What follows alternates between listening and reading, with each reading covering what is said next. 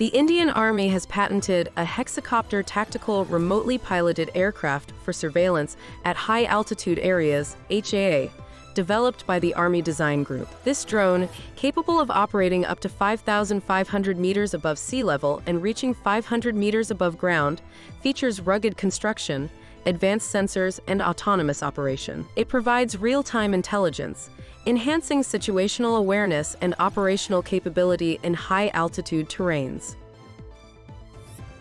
Bharat Defence Systems highlights challenges in developing indigenous micro-gas turbine engines for Indian drones and missiles, particularly turbine production hurdles. Despite attempts for European assistance and investment, inconsistent performance and escalating costs hinder commercial viability. Collaboration, technology transfer, and investment in Indian foundries are crucial for progress. Adani Defence's Drishti-10 Starliner, India's indigenous remotely piloted aircraft, takes its maiden flight, bolstering maritime surveillance. With 36-hour endurance and 450 kilograms payload, it enhances naval capabilities and strengthens India's ISR technology. Unveiled by Indian Navy Chief, it reflects India's strides towards self-reliance in defense.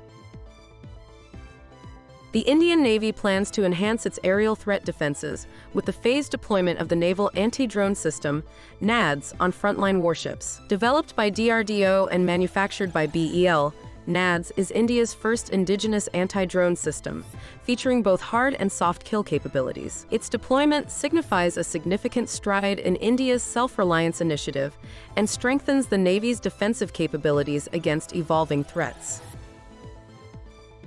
India's Tapas BH-201 drone project, initially falling short of military requirements, undergoes a strategic shift towards salvaging limited capabilities. DRDO's Semilac now evaluates core functionalities for airworthiness certification. Despite setbacks, the Indian Navy eyes the drone for Andaman surveillance, pending certification. This adaptation reflects a pragmatic approach to defense development. DRDO is close to delivering an electric jetpack prototype for military trials, aiming to aid soldiers in landmine-infested areas. Unlike costly models from Gravity, DRDO's jetpack uses battery-operated electric ducted fans. Efforts are underway to extend its flight time to 2 hours. Concurrently, private Indian firms, like Absolute Composites in Bengaluru, are researching jetpacks, potentially offering competitive, cost-effective alternatives.